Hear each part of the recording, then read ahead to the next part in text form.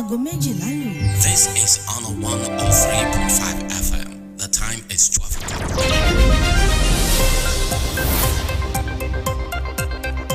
This is the news on Honor 103.5 FM. Honor FM News. Accurate, transparent, undiluted. We go deep. We bring you the news behind the news. Honor FM News. If it's new, then it's news.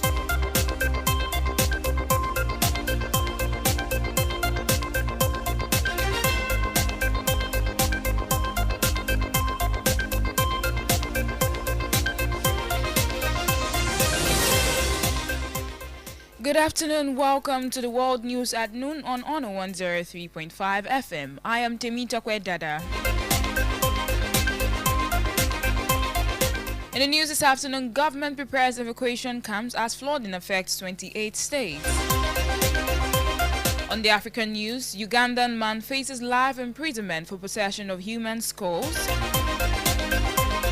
On the foreign news, Biden advisor Sullivan holds rare talks with top Chinese army official. On business news, Nigerian oil and gas suppliers call for end to multiple taxation. And finally, on the sport news, Chelsea makes official offer for Napoli's Osimhen.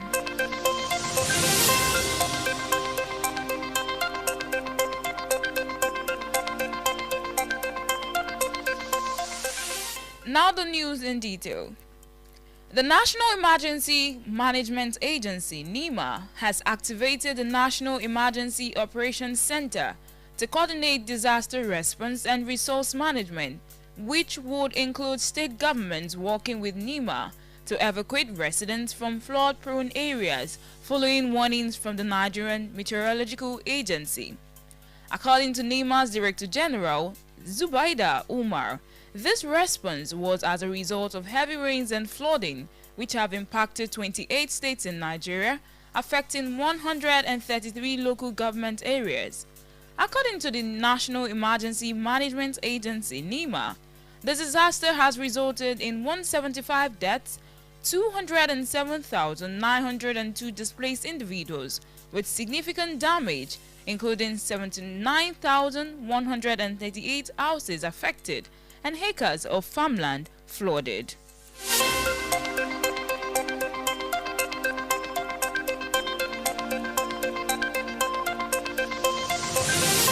Also, the federal government has appealed to the National Association of Resident Doctors to call off their 7-day warning strike.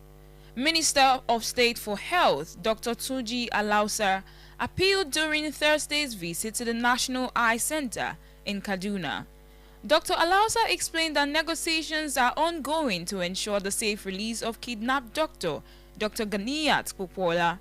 He had met with NAD leadership on Monday, urging them to end the strike to avoid worsening the situation.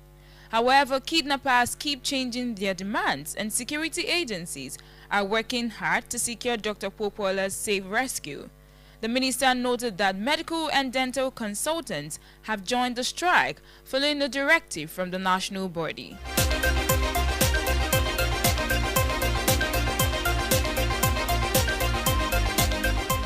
And coming from Uganda this afternoon, a Ugandan man, Damilura Godfrey, has been arrested and charged with possession of 24 human skulls, which authorities believe were used for human sacrifice.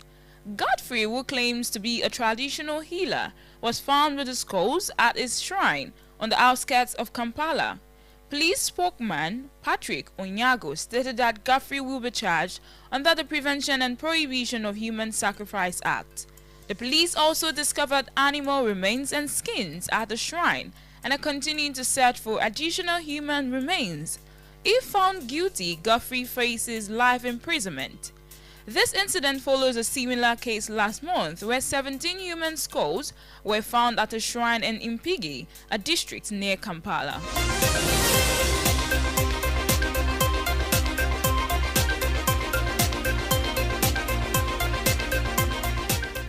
And on the international news, the United States National Security Advisor has held wide-ranging talks with a top Chinese military official in Beijing, wrapping up a 3-day trip aimed at strengthening communication between the superpowers on a range of issues. Jake Sullivan met General Zhang Youxia, vice chairman of the Central Military Commission, today, Thursday, as China is embroiled in security rows with U.S. allies, Japan and the Philippines. The NSA raised issues such as stability in the Taiwan Strait, U.S. commitment to freedom of negotiation in South China Sea, China's support for Russia's defense industrial base, and ongoing efforts to reach a ceasefire deal in the Gaza Strip.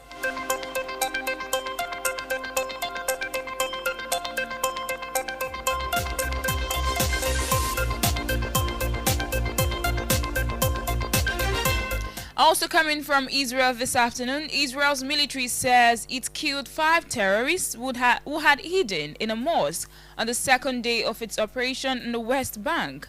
This came after the UN Secretary General Antonio Guterres called on Israel to stop its operation, calling it deeply concerning. Israel began a counter-terrorism operation in 4 areas of the occupied West Bank on Wednesday, with at least 9 people killed. Hamas said 6 soldiers died in Jenin, one of the 4 Palestinian cities targeted by the Israeli military. The raids are believed to be the first time since the Second Intifada, a major Palestinian uprising from 2000 to 2005, that several Palestinian cities have been targeted simultaneously.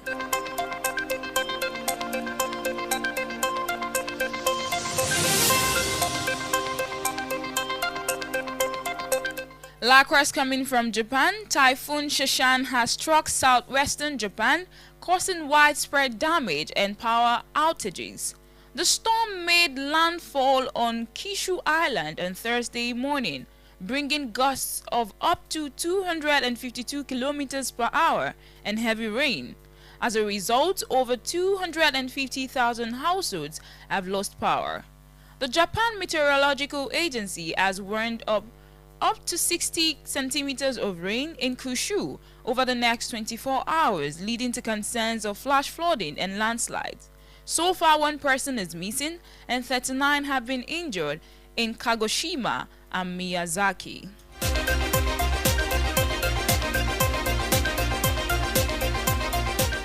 If you're just joining us, you're listening to the World News on Honor 103.5 FM. Remember to follow and like all our social media pages at Honor 103.5 FM.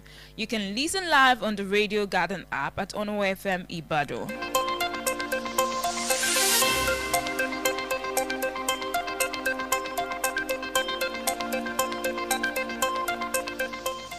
Now we move to the business report. The National Oil and Gas Suppliers Association of Nigeria, NOGASA, is urging the federal government to address the issue of multiple taxation, which it says is hindering business operations in the country. At a press briefing in Abuja, NOGASA's president, Benneth Kore, highlighted the negative impact of excessive and double taxation on businesses, stressing the need for government intervention to create a fairer business environment. He noted that multiple taxation remains a critical concern and must be addressed to ensure the growth and development of businesses in the sector. NOGASA's concerns extend beyond taxation, with the association also highlighting issues such as the availability of refined petroleum products, agricultural development, transportation infrastructure, and the fight against smuggling.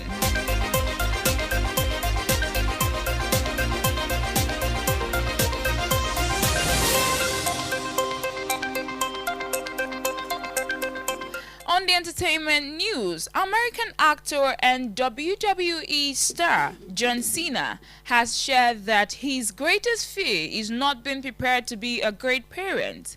Cena, 47, who has been married twice but has no children, expressed concerns about not being able to dedicate the time necessary for effective parenting. In a recent interview with Club Shay Shay, Cena acknowledged his ongoing desire to achieve more in his career and life, while highlighting that he and his current partner, Shay Sharad Zadeh, whom he married in October 2020, have discussed the shared values and outlook on parenting. Sina emphasized that societal judgments on such personal decisions can be challenging, but he remains content with his life and current circumstances.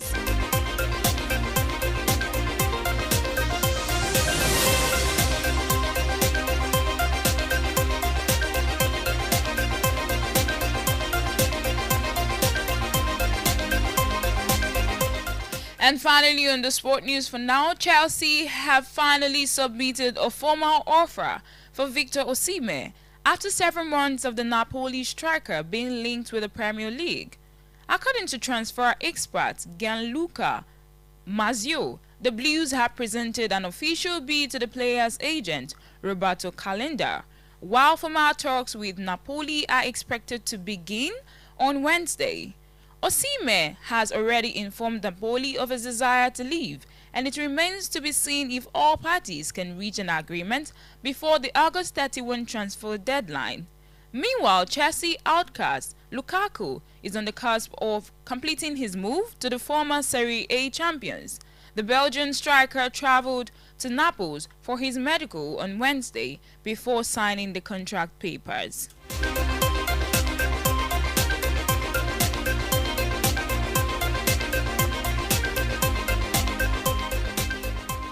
And that will be all for now on the world news at Honor 103.5 FM. Before we go, here is a recap of the major highlights.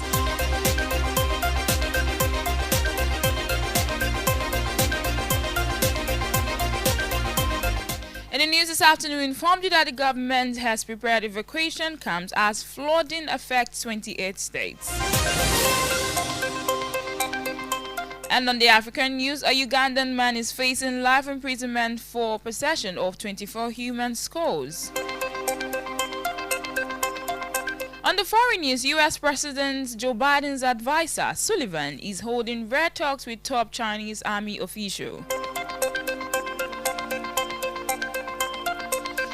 And on the business news, Nigerian oil and gas suppliers have called for an end to multiple taxation.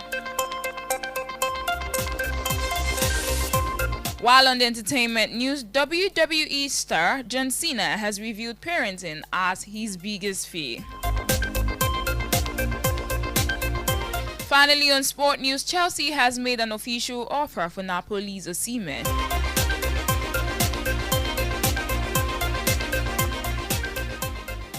For eyewitness reports, news mentions, and news commercials, contact the Honor FM newsroom at 0817-675-5555 or 0913-600-1035. You can also visit our website at www.honorfm1035.net for more information.